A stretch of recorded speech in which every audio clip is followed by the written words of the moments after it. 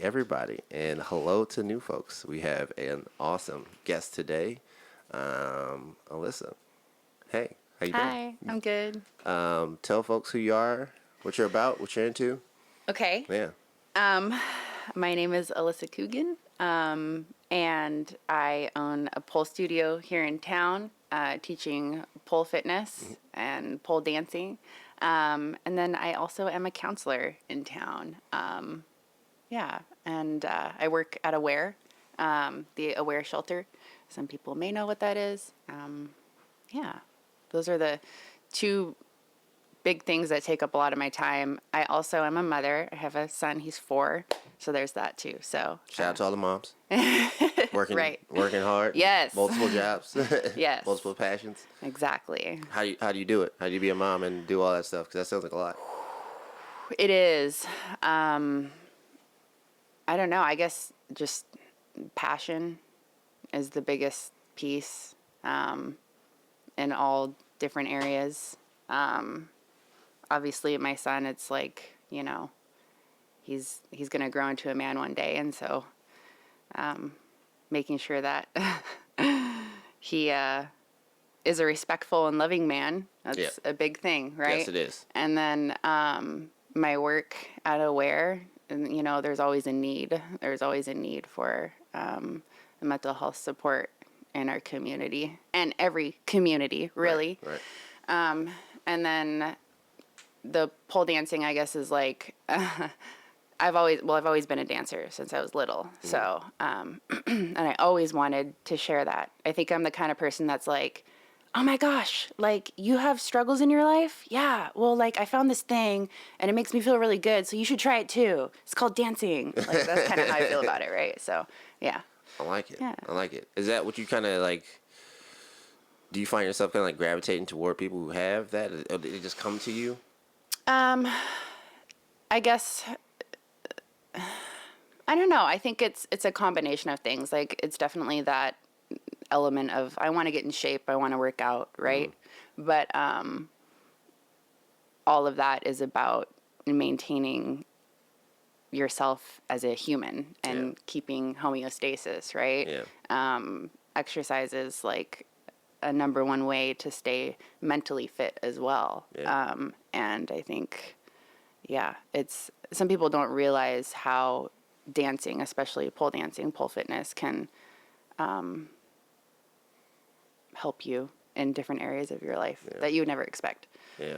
Because there's a lot of components to it. I mean, I ran track in college, and it's like, you talk about like with running, it's always like, oh, I hit the wall, and it's like that's a thing. Like in every sport has that. It's like I can assume that there are certain moves or techniques that are very difficult, but like once you actually master it, like it's like oh, I can now go into the next step or whatever. Yeah, absolutely. Sometimes, I guess the word I use sometimes is plateau.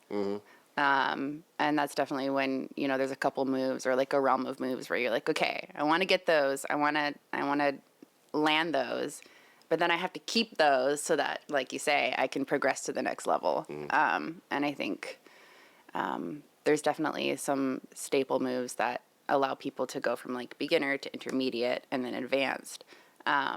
It looks a little bit different across the world, how people determine that, but inverting, hence the name AK inverted, is like the big thing. Once you can do that, then like you're opening all the doors, right? What's inverted?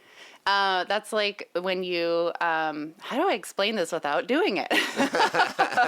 I'm so used to having the pole there and showing. Okay, so you're next to the pole and you're holding it closely for support, and then you have to tuck everything up and tilt back. So your lower body ends up being above your head. Okay. So you're getting your hips above your head, Right. essentially. And from there, you can do all the other crazy cool stuff. Yeah, I was about to say that opens the door to a lot of stuff. It sounded like pole vaulting the way you like explained it. And I'm like, that sounded like those crazy bastards that used to pole vault when I was back in college. Just launch themselves into space. There's some similar aspects, I guess. Yeah, for sure.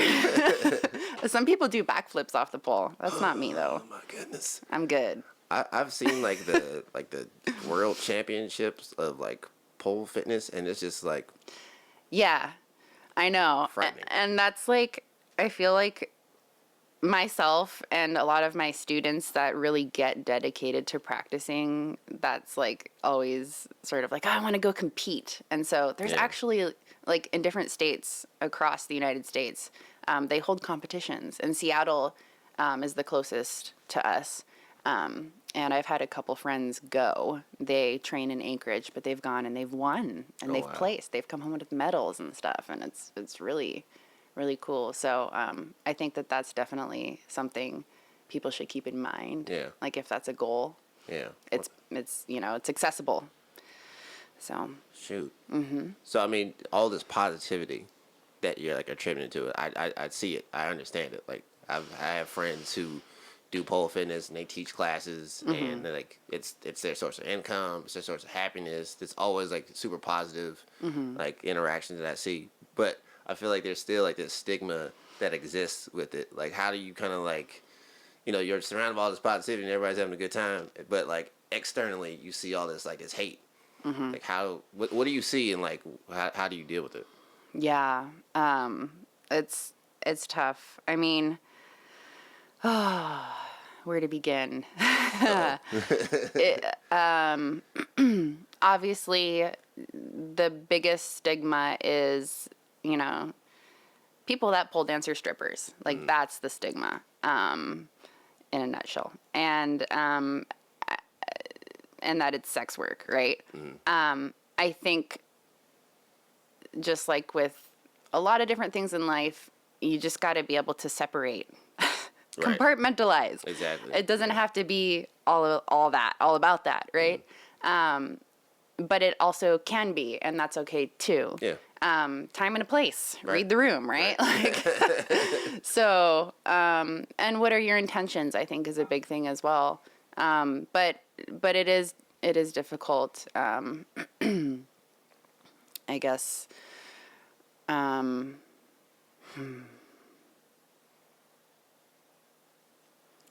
Yeah, I can imagine, especially like in Juneau, with like a small town, like it's kind of Yeah. a little hectic. I'm sure you could run into some shenanigans, like some people and their emotions, not fully knowing like there's a delineation between what you think this is and what it actually is. Right.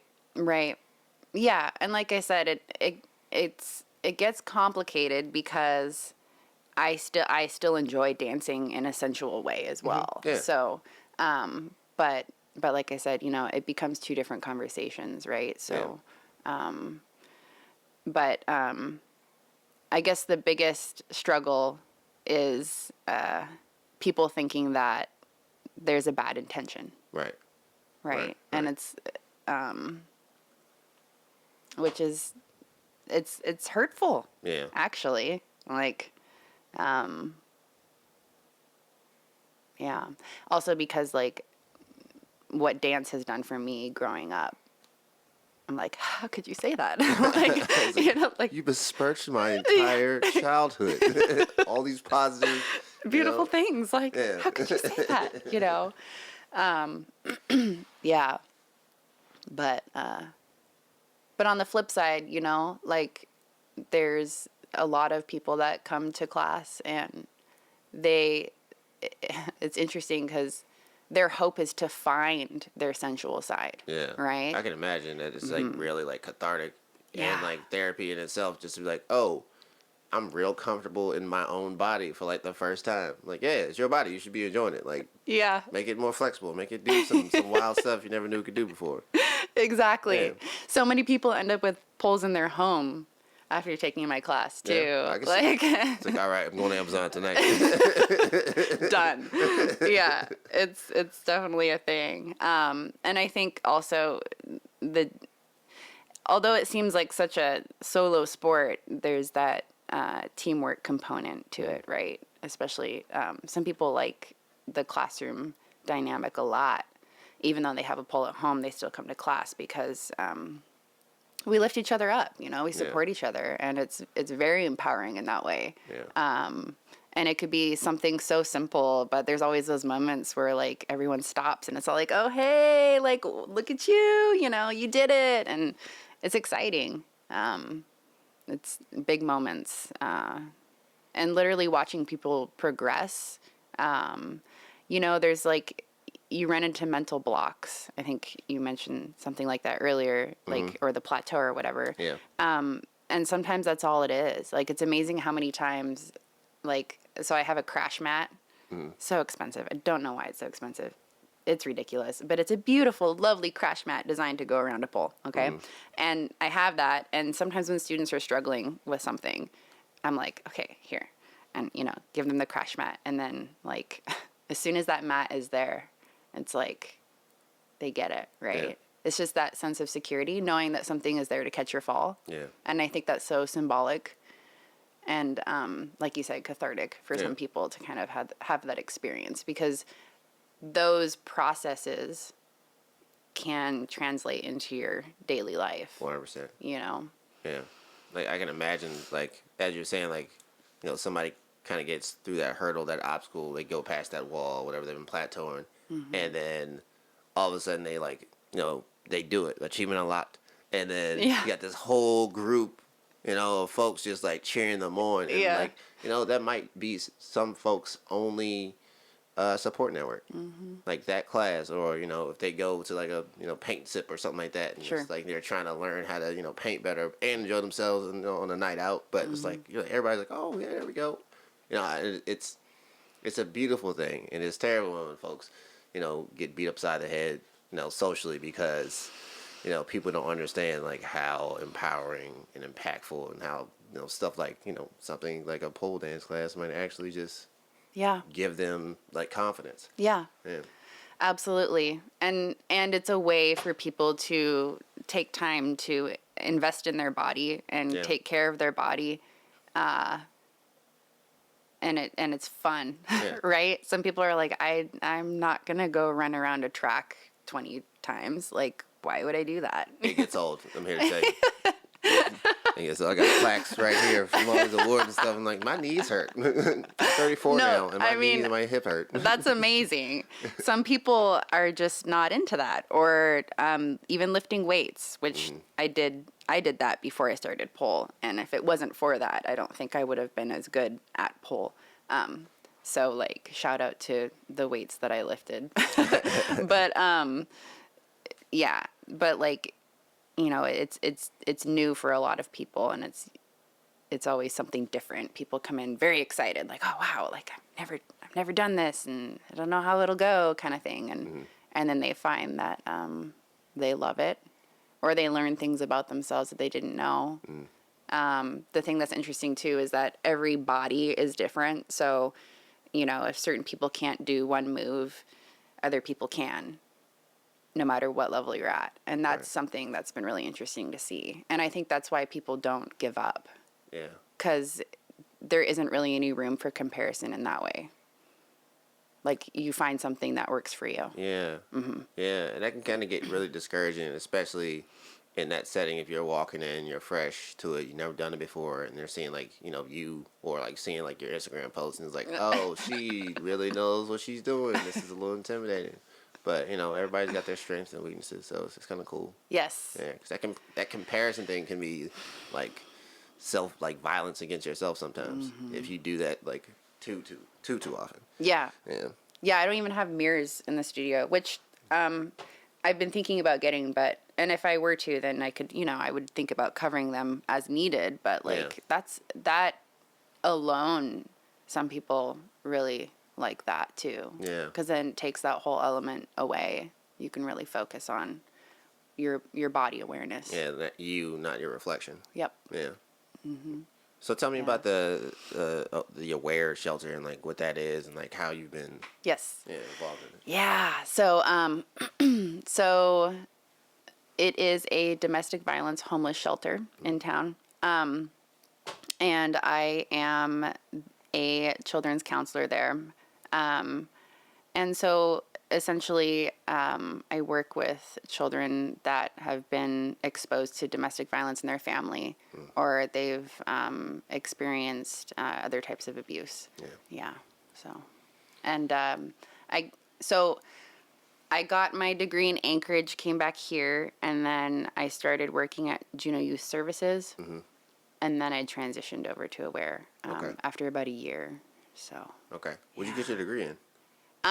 It's a Master's of Science in Clinical Mental Health. Okay. Very long. Yeah. It's like, all right, let me make sure I got this right. Okay. Yeah. I know what it is. Just let me make sure. Yes. So. So Alaska has all the statistics when it comes to like mental health and all of that. We actually have very high statistics for domestic violence too. Yeah. Yeah.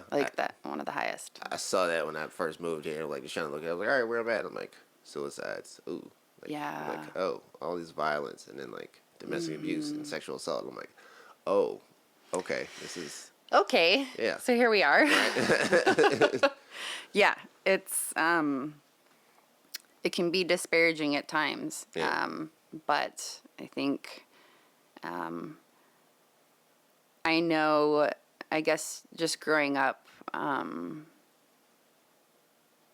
seeing the people that were in my life struggle with different things and wanting to be able to help in some capacity, but not really understanding how or not understanding like how to have boundaries when helping friends and things like that. That was tough. And so I think being able to, become educated and learn how to be a professional in that realm has been very edifying in a lot of ways. Because now I know that I can help because I know how. Right. Without, causing myself any kind of, any work, there's always those components that, it's like, work is tough or something, right? But like, I know I have those boundaries in place because I've learned them now, right? Yeah. So. Yeah. And that's hard, man, because like, I found that the same way. That's kind of the reason why I joined the Coast Guard. I wanted to help people. But then I started realizing how much mental health stuff was like kind of just wrapped up in all of it. Yeah. It was like, oh, okay. Like then realizing like, hey, you're starting to take on some of the damage there, bud. Trying to help other folks out. Maybe put your shield down and take a minute. Right. Yeah, getting that rest to fill up your cup, right? Yeah. Yeah, so you can give back. Definitely.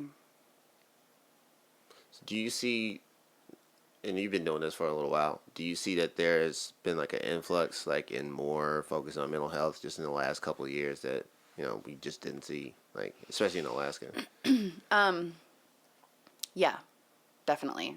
And I think there's been a lot of movements and things that have helped push that along that needed to happen. Yeah. Especially also like for the youth as well. I mean, we've had some things kind of fall to the wayside because of funding, but just in the community. But then there's other things that have been coming up in place of that, which is nice. So, but yeah, I think there has been a nice focus on supporting the youth, especially with that whole year of COVID. So all of last year, there was a really big push for that because kids were really struggling. Yeah. Like, I mean, isolation isn't fun. Isolation when you're a kid and you want to go outside and play with your friends. What the heck? Right. Exactly. Like that is literally like, one of the best parts of childhood. Right. So, yeah. Yeah.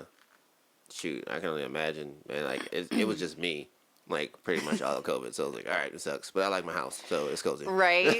Like it's all good. A lot of adults have their niche or little things they can pick up activities. They know how to cope, right? Right. But children, like we have to teach them how to cope. We have to teach them how to regulate, and like if those things aren't already there, then it's challenging. Yeah, and then like being a parent and then having to, especially if you don't have good coping mechanisms. And having a child there, and it's like I can only, it's rough. Last year was tough. Yes. And I keep talking about when I talk to folks and they're like, oh well, everybody's was going through it during COVID. I was like, well, I mean, it's good to talk about it and like share stories like this because 10 years from now, when this is in the history books, right. you look back and be like, oh, what was it like then? It's like, oh well, here's some documentation of like what it was like. How did it affect like your business?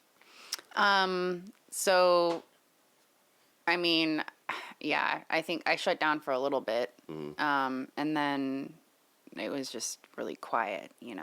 Like, of course, I still watch my numbers of how many participants and things like that. But finally moving away from masks, which is nice. Yeah. But yeah, there was a lull. Yeah. Big lull. Yeah. And quietness. Which at first was like, okay, fine. And then after a little while, it's like, oh, what do I do with myself?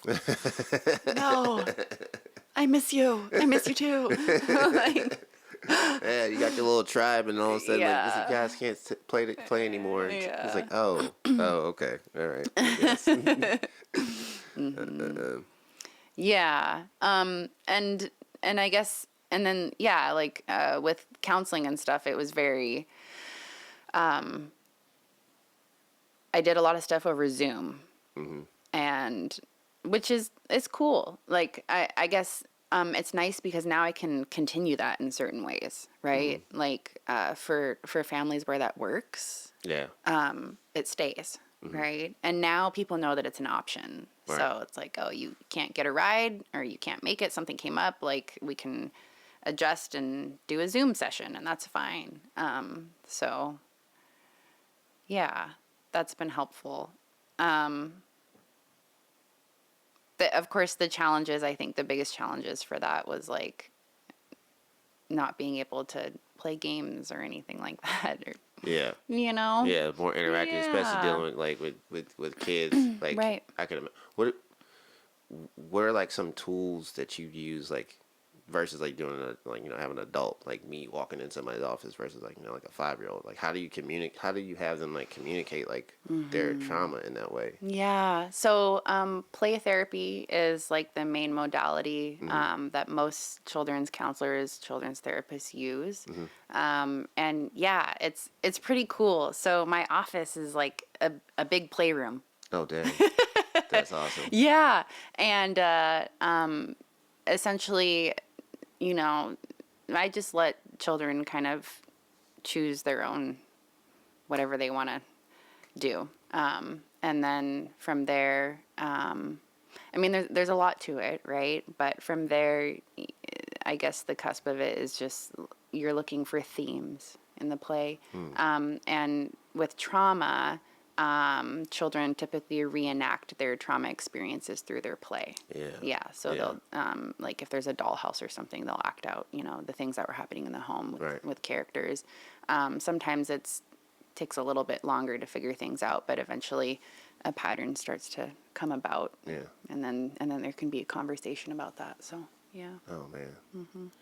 Now, yeah, it's just, as you're saying that, I'm just, like, going back to childhood and just thinking, like, we, as a kid, like, you play out your parents, or you play out, something you saw on TV, you play out, something that happened, at school, back at home, or something like that, and it seems like it's like a blank slate because they have no context.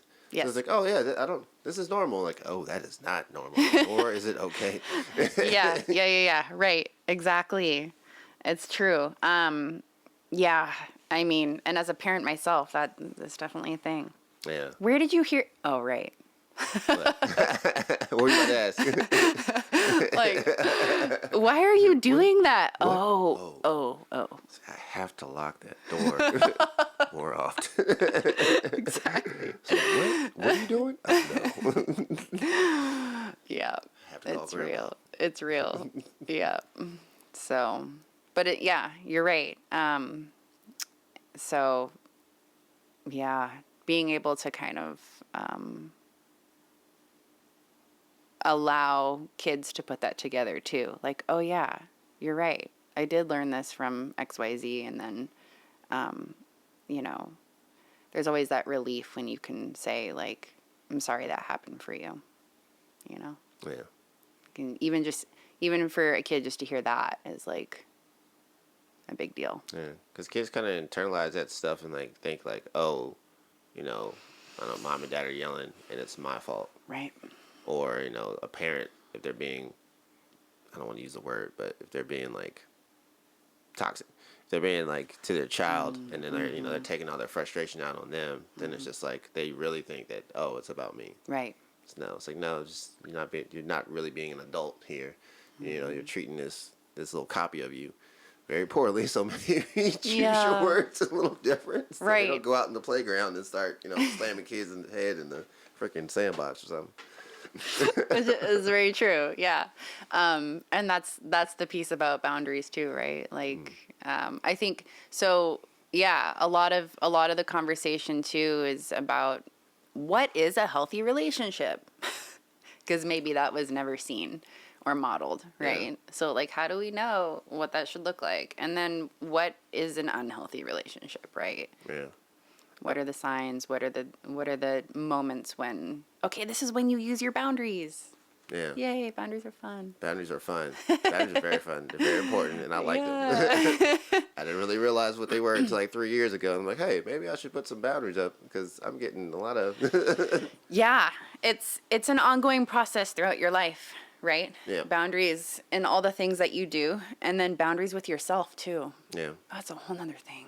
Oh yeah, like I was like, okay, I need to give myself enough room to be like, hey, you can mess up sometimes, okay, Right. and not bang myself up like you stupid every time, blah.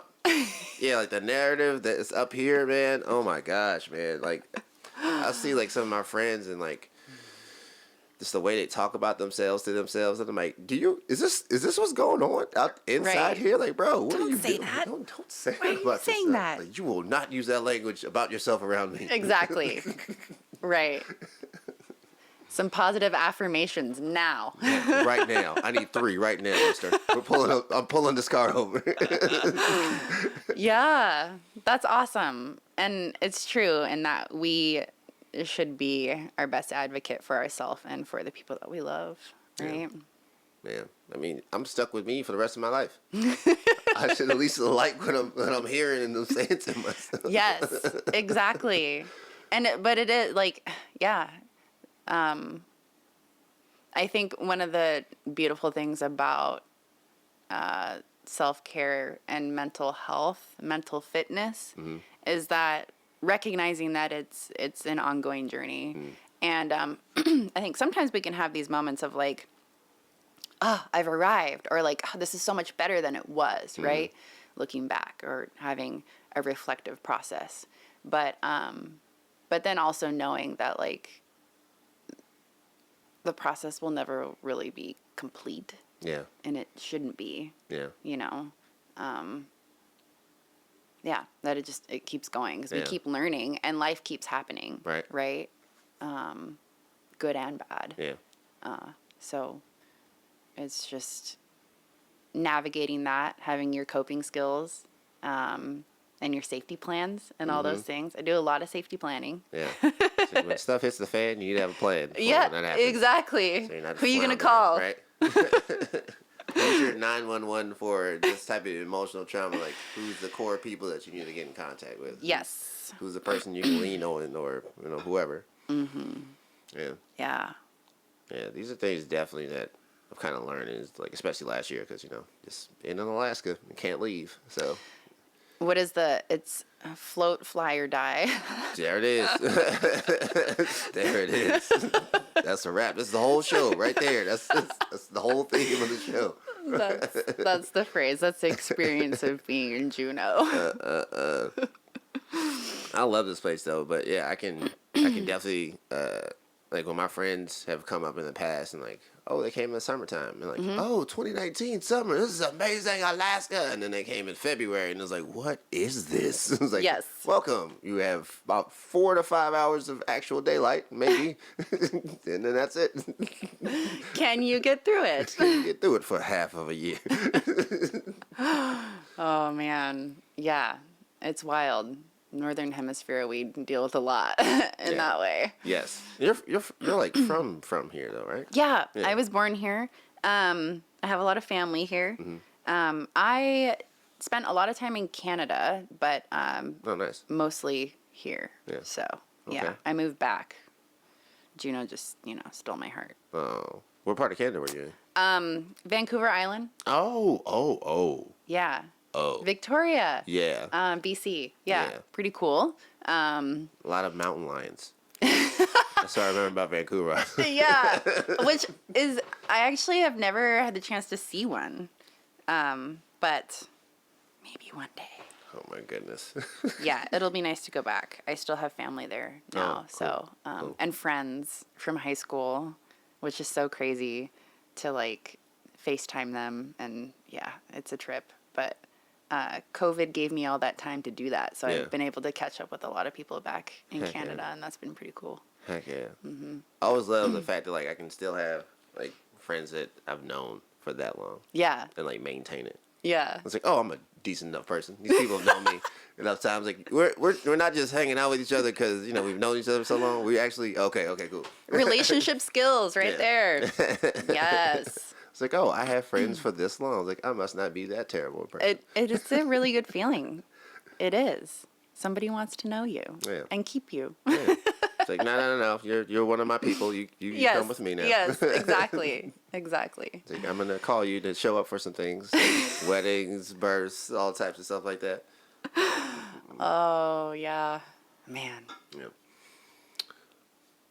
Hey, thank you. Yes. This has been super fun. I don't want to go too long because I could talk to you all day because you're easy to talk to. But how can folks get in touch with you, get in contact with you? Sure. So essentially, so AK Inverted, it's on Facebook, it's on Instagram, and those are the places that I would look. Yeah. And then, or you can just call the Yoga Path. Shout out to Jody Dixon. And then, of course, the counseling services are essentially like through Aware. So, and if people need to find Aware, they can find Aware online or they can call as well. So yeah, that's that. Okay. Well, thank you. I really appreciate Yes. you just coming here and sitting down and talking to me for a little bit. Yeah. Okay. Thank you. Yeah. All right, y'all. Until next time. Thank you.